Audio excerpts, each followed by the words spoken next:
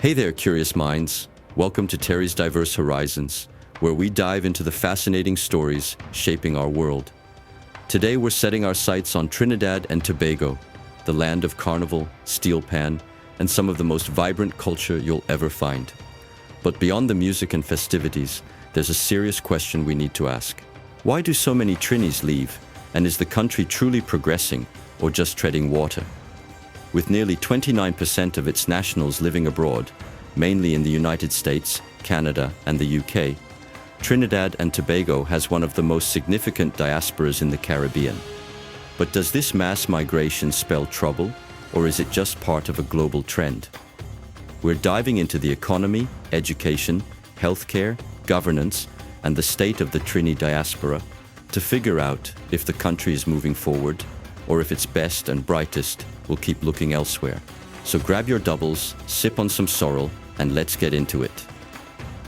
The Trini diaspora, who they are and where they go. Trinidad and Tobago is home to about 1.5 million people. But if you walk through certain neighborhoods in New York, Toronto, or London, you'd swear you were back in Port of Spain. That's because nearly a third of Trinis have packed their bags and set off for new opportunities abroad. The top 3 destinations? The United States, where an estimated 200,000 plus Trinis have built communities, particularly in New York and Florida. Canada, with around 100,000 Trinis, especially in Toronto, where you'll find Caribbean festivals, restaurants, and even steel pan bands. The United Kingdom, home to about 50,000 Trinis, many of whom settled there post-independence, bringing their culture and spice to Britain's multicultural fabric. Now, why are they leaving? It all boils down to one thing: opportunity. Trinis abroad often earn higher wages, have better job prospects, and enjoy more stable economic conditions than back home. But don't get it twisted. Leaving doesn't mean letting go. Keeping culture alive, Trinis abroad. Never forget home. One thing about Trinis, no matter where they go, they bring Trinidad and Tobago with them. Carnival? You'll find Trini-style celebrations in Miami, Toronto, and even London's Notting Hill Carnival. Food? Walk into a West Indian restaurant in Brooklyn, Mississauga, or Brixton, and you'll still get a proper doubles, roti, or bacon shark, though the price might make your jaw drop. Music?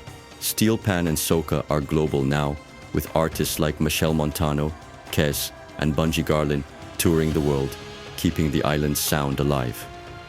Trinis abroad have built entire communities, maintaining strong ties through family connections, remittances, and cultural traditions. But is Trinidad and Tobago actually progressing enough to make its people want to stay or even return? Trinidad and Tobago's economic progress, moving forward or stuck in the past? Let's talk about the money. Economically, Trinidad and Tobago has long relied on oil and gas, which makes up 40% of its GDP and 80% of exports. That's a heavy bet on a resource that fluctuates with global markets. In 2024, the economy grew by 1.9%, with projections of 2 to 3% growth in 2025. That sounds promising, but diversification beyond oil and gas has been slow. The government is pushing for tourism, manufacturing, and agriculture, but results are mixed. So, what does this mean for everyday Trinis? Job opportunities remain limited, pushing young professionals to look abroad for work. The cost of living is rising, especially with imported goods being expensive. The government is making efforts to stabilize the economy, but foreign investment and local entrepreneurship need a boost. If Trinidad and Tobago is serious about keeping its talent at home, it must create new industries that don't just rely on the energy sector. Education and healthcare, strengths and challenges. One area where Trinidad and Tobago shines is education. Literacy rates are over 98%. Free education from kindergarten to university gives many opportunities to study without debt. The country has produced top professionals in medicine, law, engineering, and business, many of whom, unfortunately, end up leaving for jobs abroad. Healthcare, on the other hand, is a mixed bag. There's a two-tier system.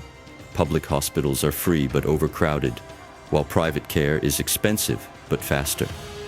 Chronic diseases like diabetes and hypertension are a growing concern, reflecting lifestyle changes and diet shifts. The government is working on improvements, but many Trinis still travel abroad for medical treatment. While education is a national strength, healthcare needs more investment and modernization to improve quality and access for everyone. Governance and corruption, a persistent issue. Now, let's get into the big elephant in the room: governance and corruption. Trinidad and Tobago has a stable democracy, but corruption remains a problem. The 2023 Corruption Perception Index scored the country at 42 out of 100, which is not the worst, but far from great. Government scandals keep popping up. Public perception of accountability is low. Foreign investors sometimes hesitate to do business due to bureaucratic inefficiencies. For the country to truly move forward, addressing corruption head-on is essential. Otherwise, talented citizens will keep leaving, and investors will look elsewhere. Can the diaspora help build the future? Here's an unexpected twist. Trinidad and Tobago is actively trying to reconnect with its diaspora.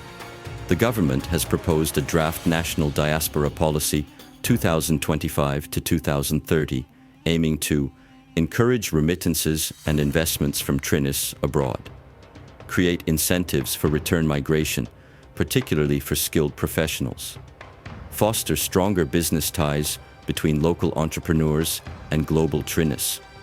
If done right, the diaspora could play a crucial role in shaping the nation's future. But will the policies actually be implemented effectively? That remains to be seen. And there you have it, a deep dive into Trinidad and Tobago's progress and the global Trini experience. From economic recovery to cultural preservation, it's clear that Trinidad and Tobago has strengths, but also major challenges. The big question is, will the country do enough to keep its people home or even bring them back? What do you think? Is Trinidad and Tobago on the right path, or is there still a long way to go? Drop your thoughts in the comments.